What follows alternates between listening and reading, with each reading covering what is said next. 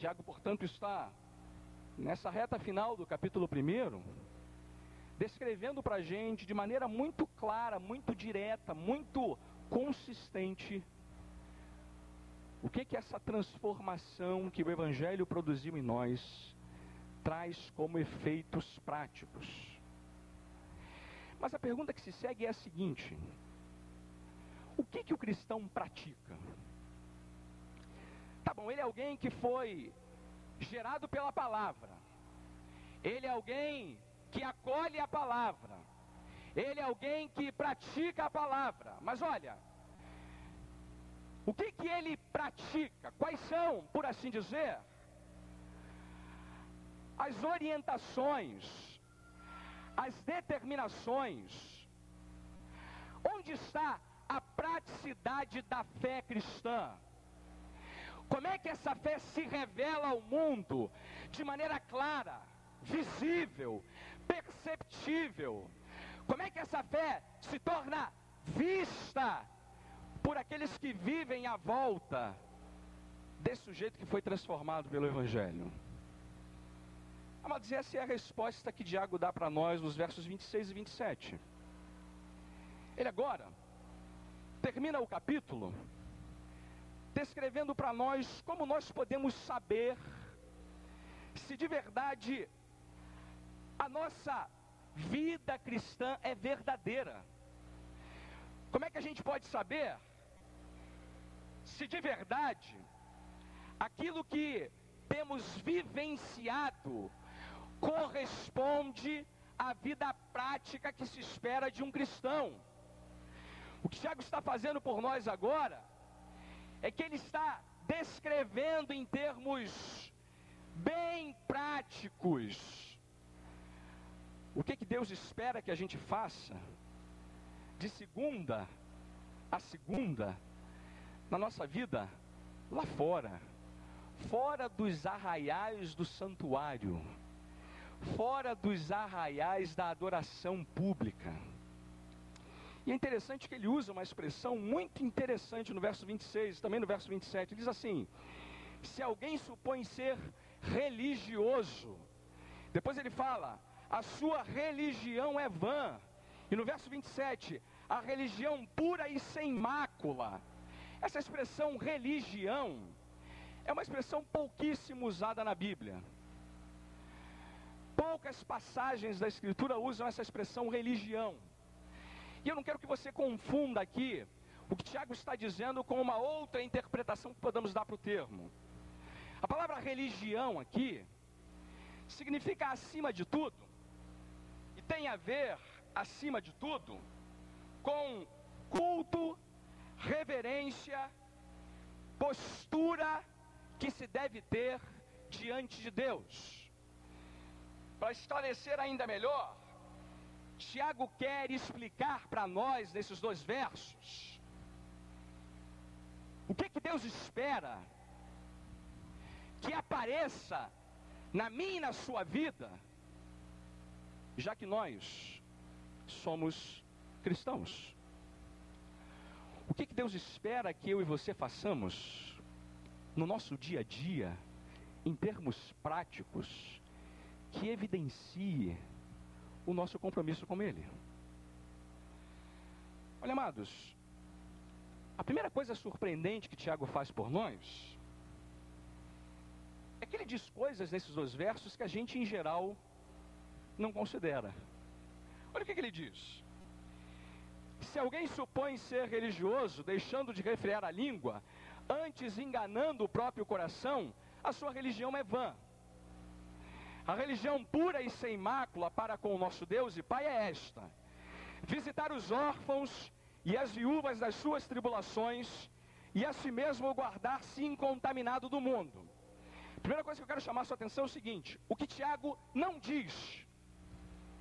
Olha o que ele não diz, e que é muito costumeiramente usado por nós como referência de vida cristã autêntica. Ele não fala sobre nada que acontece no culto, por exemplo.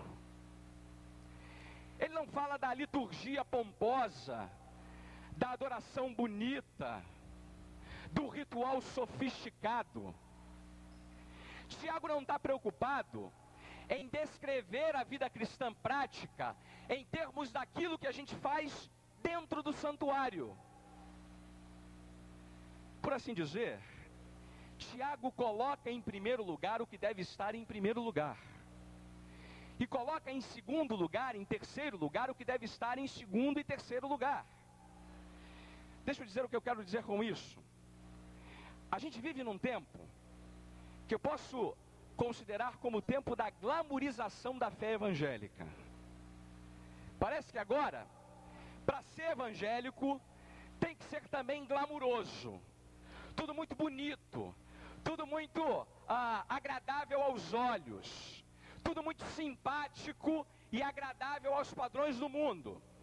Eu estava no sábado vendo um programa de TV que falava sobre uma cantora evangélica que estava sendo homenageada no tal programa. Uma coisa que me chamou a atenção é que cantaram músicas da história do ministério daquela cantora. Mas os cantores que cantavam as músicas não tinham compromisso nenhum com a fé cristã. Eram incrédulos, que cantavam as canções, alegravam a plateia, produziam sensações no povo. Havia gente chorando, gente se emocionando, gente se derramando. E a ideia que se tinha o tempo todo é que isso é que é evidência de que Deus está, de fato, aprovando alguma coisa.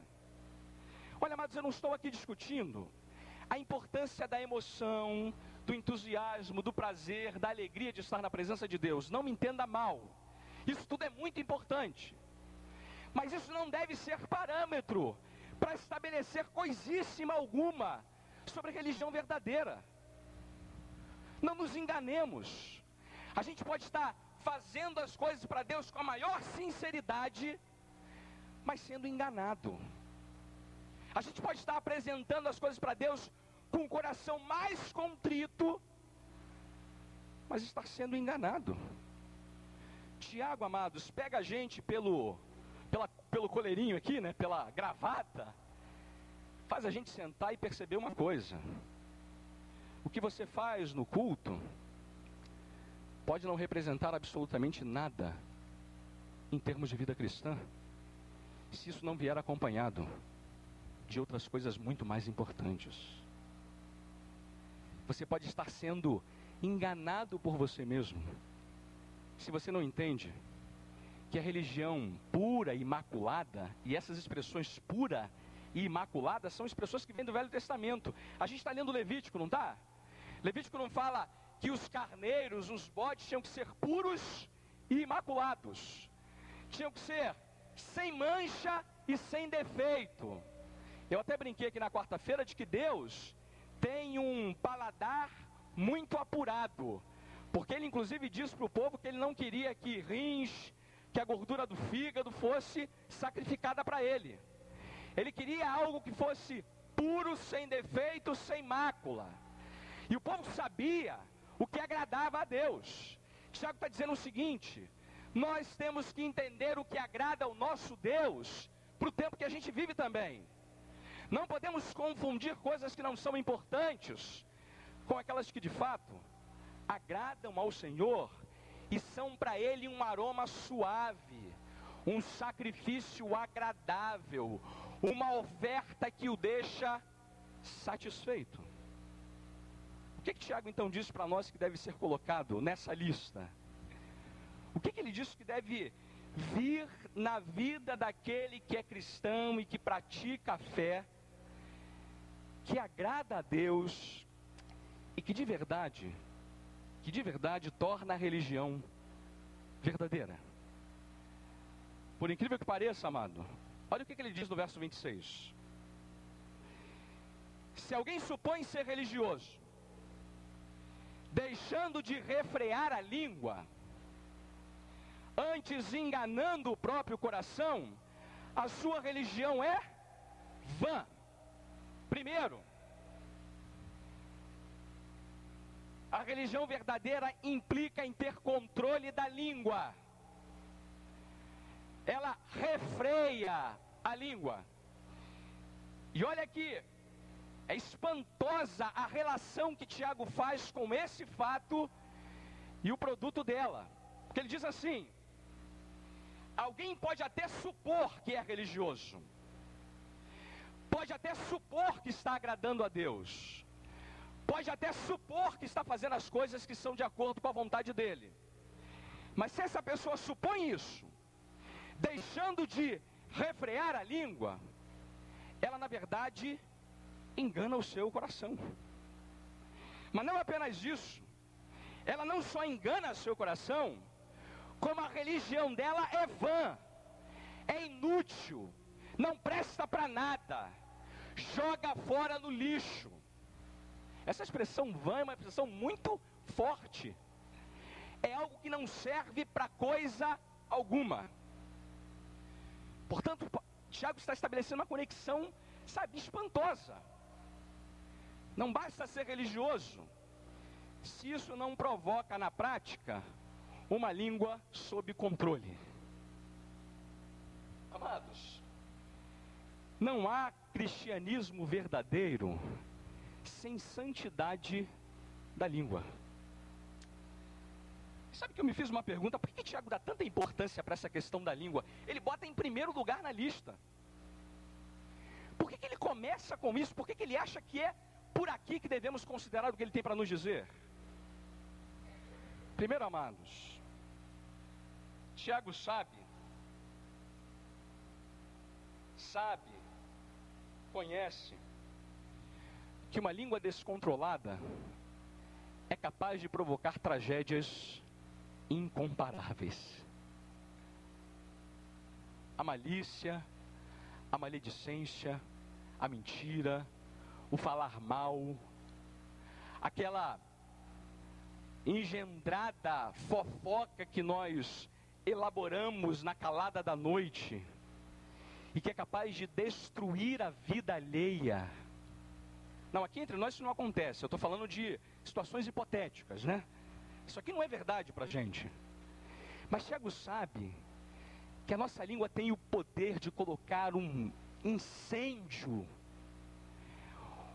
uma catástrofe sem paralelos.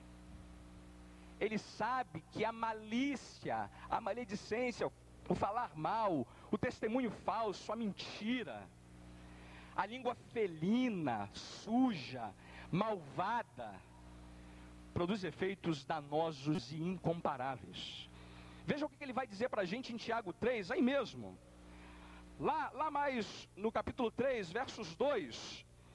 Depois eu quero ler os versos de 6 até o verso de número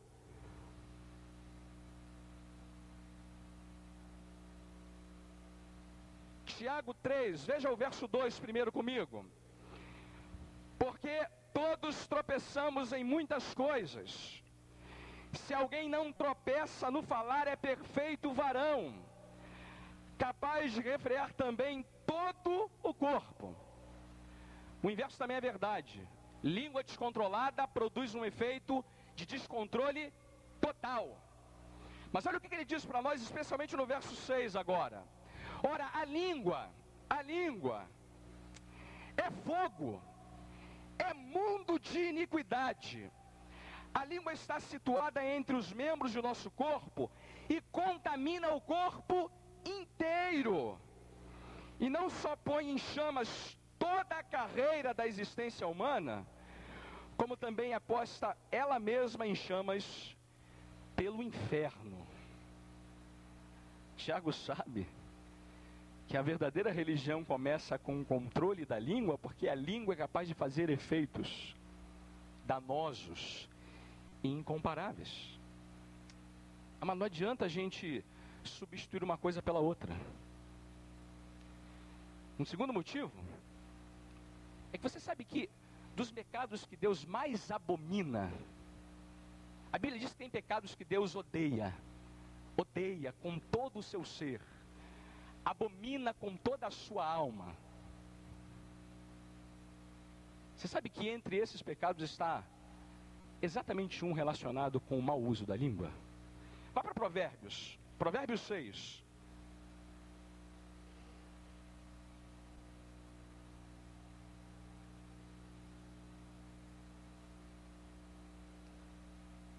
Provérbios 6, veja comigo,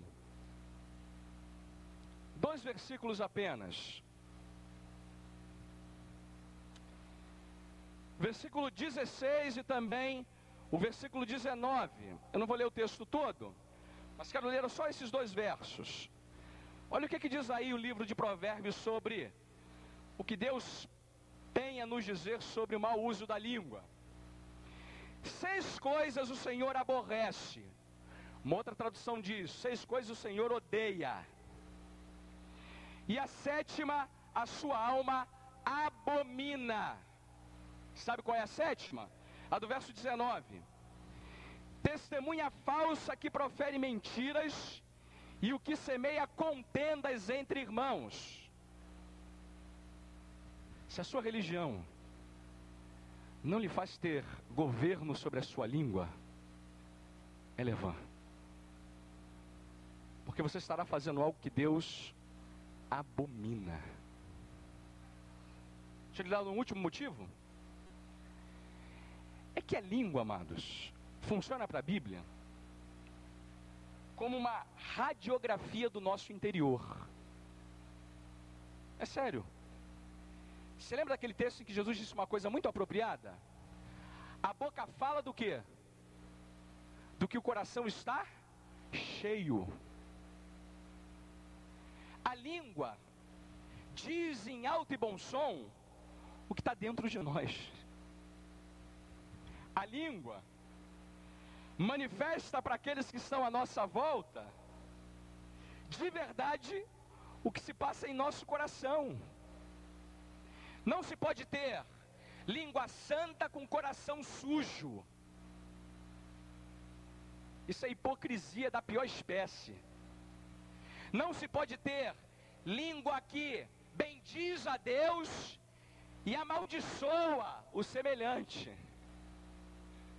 Língua que fala bem para o Senhor, mas cutuca o irmão que está do lado. Amado, a sua religião não serve para nada, diz Tiago, se ela não refreia a sua língua. Amados, como a gente está enganado nesse aspecto. Deus não ouve só as nossas vozes, não, amado. Ele ouve a nossa vida. E começa a ouvir com aquilo que a gente fala com a nossa boca.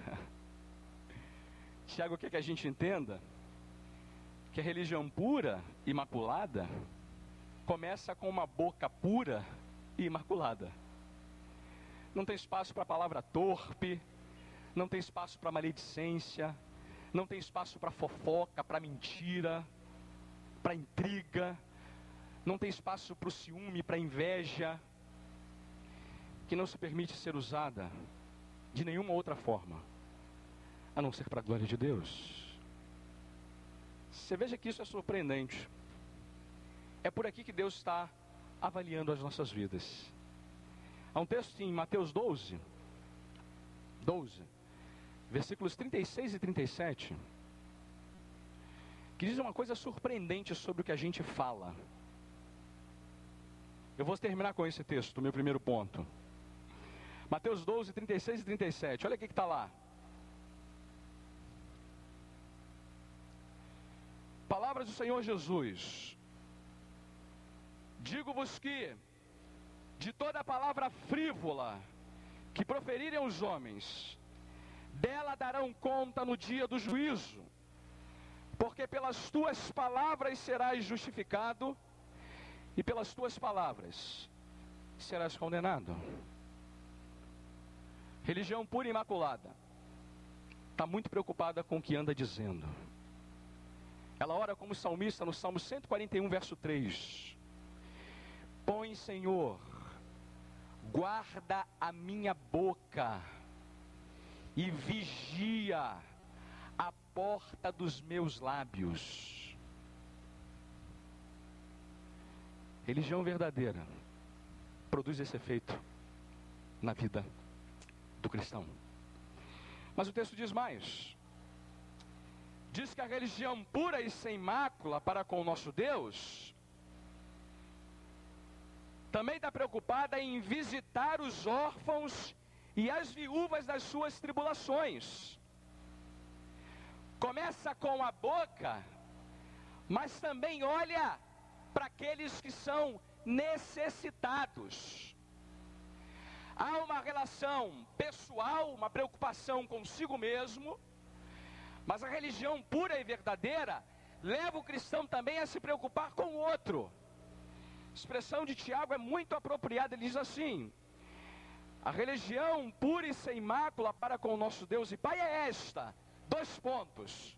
Primeiro, visitar os órfãos e as viúvas nas suas tribulações. Órfãos e viúvas representam para Tiago e para o seu tempo aqueles que necessitavam de amparo, de ajuda, de uma mão estendida. Gente que estava eventualmente necessitando de alimento em casa, de pagar uma conta da Light, não naquele tempo que não tinha Light para pagar a conta, mas a gente estava com carências em casa, porque órfãos e viúvas eram aquelas pessoas desassistidas, porque ou o pai tinha falecido, que era o provedor da casa, ou o marido tinha falecido, porque era o provedor da casa. E na sociedade do tempo de Tiago, essas pessoas careciam de gente que pudesse ajudá-las.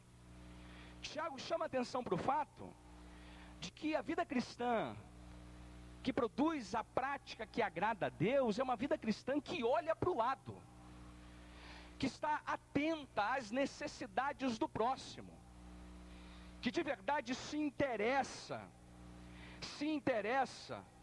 em fazer oferta agradável a Deus, de maneira a alcançar aqueles que carecem de ajuda. Olha, amados, e aqui Tiago não está falando daquela cortesia piedosa, mas hipócrita, não. O irmão chega para contar os seus problemas e a gente fala: amado, vamos orar juntos, né? Que Deus o abençoe na sua necessidade, irmão. Isso não serve para nada. Esse é o tipo de oração que é mentirosa. Tiago está dizendo o seguinte: que quem vive vida cristã na prática, olha na face do outro a face de Cristo, e atende a demanda do outro como quem serve ao próprio Jesus. Ele está dizendo que esse sujeito na prática não é mesquinho, não é narcisista, não pensa em si mesmo, não é individualista e egoísta na sua maneira de viver. Amados, como tem crente por aí mesquinho, mentiroso, egoísta. Aqui não, aqui entre nós não tem nada disso. Isso é lá fora, é hipotético, né? Uma coisa que eu estou aqui pensando. Mas, amados, Tiago está dizendo o seguinte: que a vida cristã na prática deve promover em nós compaixão por aqueles que precisam de ajuda. E olha, não é só a pregação da palavra, não. É claro que a pregação da palavra é importante, mas às vezes eu e você vamos encontrar pessoas que não terão como ouvir a pregação enquanto não comer um bom pedaço de pão. E quem tem fome tem pressa, precisa ser assistido, ajudado, amado, curado nas suas feridas. Gente que vive a vida cristã na prática é gente que de verdade é generosa com os seus atos, generosos com as suas atitudes, generoso com a sua carteira também, generoso com o seu dinheiro, generoso com a sua atenção. Amados, a gente vive num tempo onde as pessoas são tão necessitadas disso, e nós como cristãos estamos perdendo oportunidades ímpares de mostrar com as nossas atitudes o que o nosso amor é capaz de fazer por essa gente. Mas é tão fácil cantar o que a gente cantou essa noite: quero amar, sem fingimento, sem hipocrisia, quero me dar, quero perdoar. Isso é tão bonito cantado, Eu vou ser honesto aqui, é tão bonito, cantado. Eu quero ver você fazer isso. Tiago está dizendo isso para a gente. Quero ver você amanhã colocando essas coisas em prática. Quero ver você não falar desse amor, mas fazê-lo, vivenciá-lo. Não é isso que João disse para nós? Se você diz que ama a Deus, que não vê, e não ama o seu irmão que você vê, você é um mentiroso. A sua religião não é pura e não é imaculada. Amados, Tiago está lembrando para nós que é aqui que nós revelamos de fato quem nós somos. É aqui, na segunda-feira de manhã, quando alguém pisa no nosso calo, é que a gente diz quem a gente é. Não nos enganemos. É isso que Deus espera que a gente faça. Eu lamento dizer isso, amados. Lamento mesmo. Mas olha, a nossa falta de impacto no mundo tem a ver muito com isso que Tiago está dizendo para a gente. A gente vive numa sociedade chamada pós-moderna. Pós-moderna, porque ela já passou da modernidade, dizem os estudiosos. É uma sociedade que não está muito preocupada com o discurso objetivo. Ela não quer ouvir conversa da boca para fora. As pessoas estão cansadas dos políticos que prometem e nunca cumprem. Estão cansadas de gente que fica dizendo para elas que vão fazer, vão acontecer, vão resolver o problema. Mas quando o problema aparece, são as primeiras a fugirem do mapa. Mas sabe o que eu fico percebendo às vezes? Que essa tem sido a atitude da própria igreja do Senhor Jesus. Às vezes a gente depara-se com algumas situações, como aquela do bom samaritano, o homem caído no chão. E aí a gente passa com tanta pressa para ir para a igreja, que não olha e não atende o necessitado. Passa com tanta pressa para resolver os nossos problemas, que não tem tempo para olhar para o lado. A atitude nossa deveria ser a do bom samaritano, né? É sentar, se envolver com o problema do outro, perder tempo com o problema do outro, pagar a conta do problema do outro, levá-lo para a hospedaria, abrir mão da sua própria vida em função do outro, e aí sim, deixar lá o recurso para que no dia seguinte ele possa ir para casa em paz, e aí sim, voltar aos nossos afazeres. Foi isso que Cristo fez por nós. Nós somos ricos por causa da pobreza dele, para que a gente não viva mais para nós mesmos, mas por amor daquele que nos amou, por amor daquele que deu a sua vida por nós. Tiago quer que a gente entenda que a religião pura e imaculada é visitar, e essa expressão visitar é socorrer, é compadecer-se, é envolver-se, é fazer tudo que está ao nosso alcance para ajudar aqueles que cruzam o nosso caminho. Você sabe que é isso que vai ser levado em conta por Deus na eternidade? Deixa eu provar isso para você. Vai para Mateus 25. Mateus 25.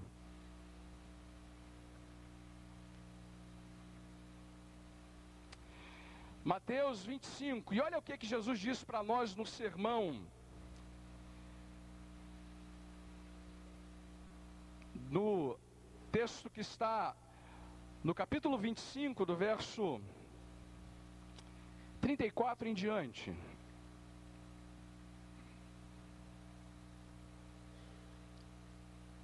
Preste atenção nesse texto. Olha o que ele diz para a gente aqui. Então dirá o rei aos que estiverem à sua direita: vinde benditos de meu Pai, entrai na posse do reino que vos está preparado desde antes da fundação do mundo. E olha a avaliação que Jesus faz dessa gente. Porque tive fome e me deste de comer, tive sede e me deste de beber. Era forasteiro e me hospedastes. Estava nu e me vestistes. Enfermo e me visitastes. Preso e fostes ver-me. Então perguntarão os justos: Senhor, quando foi que te vimos com fome e te demos de comer? Ou com sede e te demos de beber? E quando te vimos forasteiro e te hospedamos? Ou nu e te vestimos? E quando te vimos enfermo ou preso e te fomos visitar? O rei respondendo lhe dirá: em verdade vos afirmo, que sempre que o fizestes a um destes meus pequeninos irmãos, a mim o fizestes. Então o rei dirá também aos que estiverem à sua esquerda: apartai-vos de mim, malditos, para o fogo eterno, preparado para o diabo e seus anjos. Porque tive fome e não me deste de comer, tive sede e não me deste de beber, sendo forasteiro, não me hospedastes, estando nu, não me vestistes, achando-me enfermo e preso, não fostes ver-me. E eles lhe perguntarão: Senhor, quando foi que te vimos com fome, com sede, forasteiro, nu, enfermo, ou preso e não te assistimos?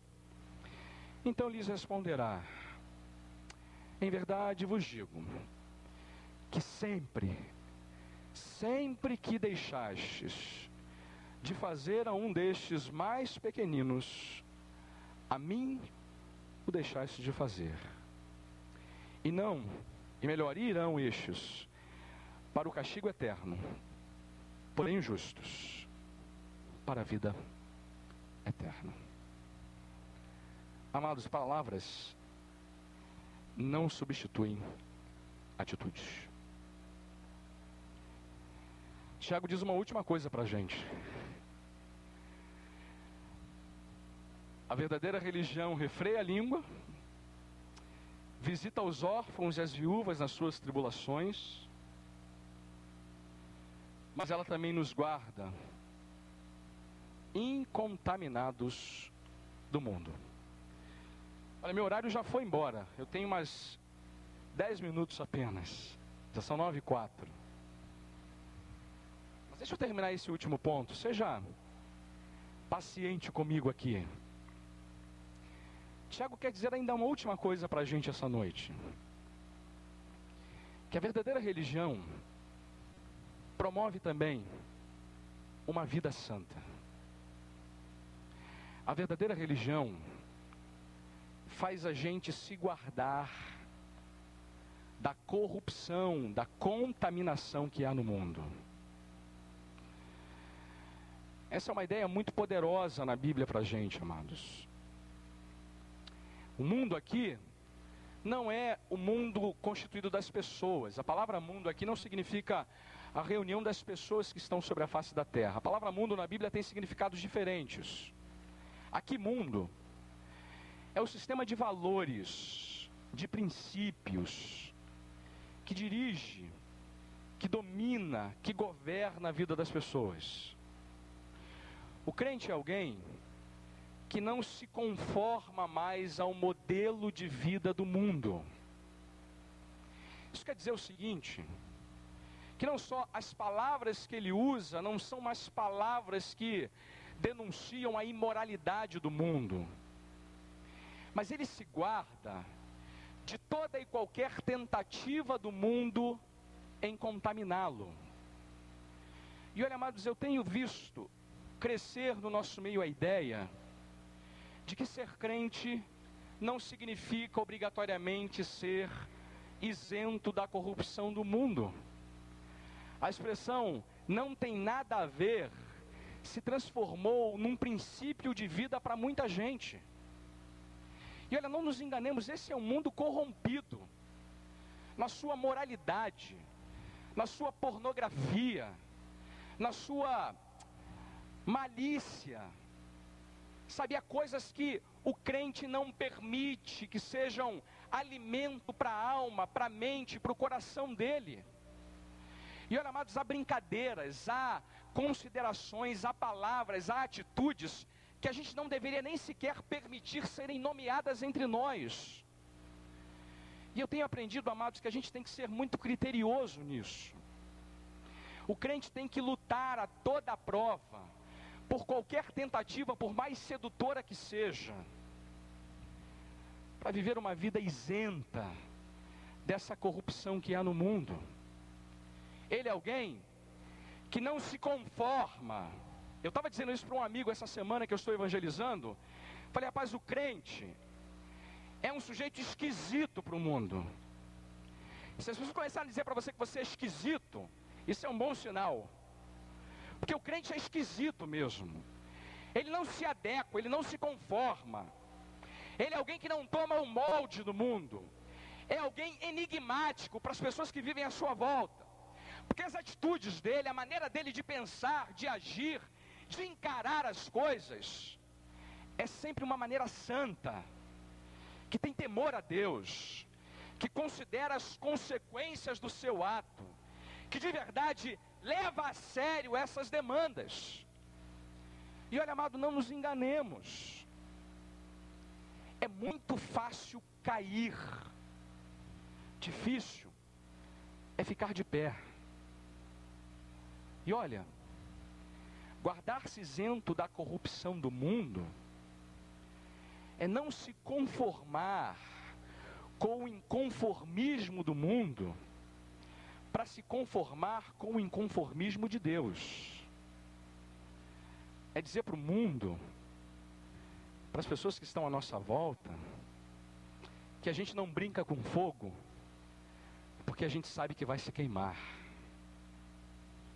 O cristão não se alimenta desses valores, porque ele sabe que isso não serve para nada. Não é a aparência que conta, e o mundo acha que é a aparência que conta. Não é o carro novo na garagem que diz que você está sendo abençoado por Deus. Não é a conta bancária recheada que diz que você está sendo abençoado por Deus.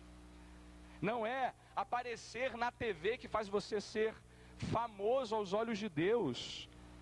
Paremos com essas bobagens. A gente não precisa de nada disso. Essa visão da vida é a visão do mundo, não é a nossa visão. A gente vive como quem sabe que Deus não olha para a aparência, Ele olha para o coração. A gente vive como quem sabe que um dia prestaremos conta dos nossos atos, da nossa vida para o Senhor. Tiago diz que essa é a religião pura e verdadeira. A religião que se guarda isenta da corrupção do mundo. Mas não é só esse lado negativo da moeda. Tem um lado positivo também. É que o cristão não só se guarda da contaminação do mundo, como também ele desafia esse mundo. Ele tem algo para dizer para esse mundo, com a sua vida, com a sua boca, com o seu dia a dia. Mas talvez seja aí uma boa dica para você começar essa semana. Você permitiu que aquelas brincadeiras lá no local de trabalho fossem gracejos naturais para você? Começa a tomar atitudes, tá? Mostra para essa gente quem você é. Que você não quer brincar com essas coisas mais. Que você é um crente de verdade, de fato, na prática. Tem um menino que pode nos ajudar a entender isso. Uma vez na escola, esse menino tinha sido várias vezes humilhado pelo seu professor. E esse professor sempre dizia para ele: olha, eu não creio no teu Deus e ele não existe. E o menino sempre tinha uma resposta muito adequada para dar ao professor: eu creio no meu Deus, ele é real, vivo e verdadeiro. E havia sempre uma confrontação entre ele e o professor. Ao que o professor fez a ele uma sugestão: vamos fazer uma experiência científica que prove que o teu Deus existe. O menino falou: tá bom, vamos lá. Um amigo seu vai pegar um ovo na geladeira, e o menino foi lá e pegou um ovo na geladeira. Ele vai soltar esse ovo, e eu sei que pela lei da gravidade, estabelecida por Isaac Newton, esse ovo vai cair no chão, vai se quebrar e vai se espatifar. Mas eu vou lhe dar uma chance de você me provar que seu Deus existe. Você vai pedir ao seu Deus que impeça que o ovo caia no chão. O menino foi muito mais inteligente que o professor. Disse para ele: tá bom, vamos orar? Ele fechou os olhos e fez uma oração muito breve. Pai, deixa o ovo cair no chão. Deixa ele quebrar e se espatifar. Mas eu te peço uma outra coisa. Quando o ovo cair, faça com que o meu professor tenha um infarto fulminante, morra, e ele se apresente diante do Senhor. E ele vai saber que tu existes. Amém. O professor disse assim: menino, guarda o ovo. Guarda o ovo, porque não tem mais o que ser dito. Amado, a gente tem que dizer para o mundo para eles guardarem os ovos que eles têm. Guardarem, porque a nossa fé é ousada. Ela não se contamina, mas tem muito a dizer para essa gente. Eu termino fazendo uma aplicação final desse texto para nós. Olha, amados, que bom parar para pensar nessas coisas. Que bom mesmo. Mas eu não quero só que você pense nelas, não. Tiago está aqui chamando a gente para avaliar a nossa própria vida. Para a gente sentar essa noite e verificar se é aqui que estamos em termos de vida cristã. Amado, olha, quantas vezes você já refreou a sua língua, já visitou os órfãos e as viúvas nas suas tribulações? Até que ponto você tem de verdade se guardado isento da corrupção desse mundo? Olha, amado, você não veio para cá para se enganar, para ser enganado, para que eu fingisse que está tudo bem se você tem deixado essas coisas de lado. Eu não posso fazer isso. Pelo bem da sua alma, pelo bem da sua alma, é hora de você parar de brincar com essas coisas. Ouvir a voz de Deus, ouvir a pregação e a exposição da palavra, e tomar uma atitude que de verdade faça as pessoas entenderem que espécie de crente você é. Crente que não quer mais fingir que tudo que ele tem para oferecer é o que ele faz na hora do culto público, no domingo à noite, no domingo de manhã. Crente que tem uma língua refreada, que tem uma vida santa, e que se dispõe a atender aqueles que necessitem dele. Olha, amado, eu espero, de verdade, que essa mensagem da parte do Senhor para a sua vida faça você buscar arrependimento se você está brincando com essas coisas. A sua religião não serve para nada se ela não tem produzido esses efeitos na tua vida. É hora, amados, da gente de verdade ouvir essas coisas e praticá-las em nossas vidas. A minha oração, meu desejo, é que a gente aprenda de uma vez por todas que Deus está muito mais interessado do que a gente pensa com aquilo que a gente anda fazendo fora do ambiente do santuário. E Ele faz isso porque Ele quer que a gente viva para a glória dEle. Feche seus olhos, vamos falar com o Senhor.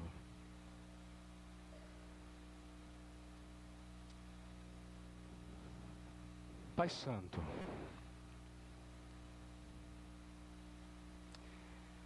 que bom ouvir a Tua palavra nessa noite, Senhor. ser sondado por ela, ter visto as nossas falhas, as nossas imperfeições. Mas, Senhor, vem com teu Espírito e incomoda as nossas vidas, especialmente aqueles que têm vivido uma religião vã, falsa, hipócrita, covarde. Pai, nós queremos suplicar perdão ao Senhor essa noite. Queremos parar de brincar com essas coisas e de verdade ser confrontado pela tua palavra, a fim de que a nossa religião seja pura, sem mácula, sem fingimento, sem mentira, sem hipocrisia, sem máscaras,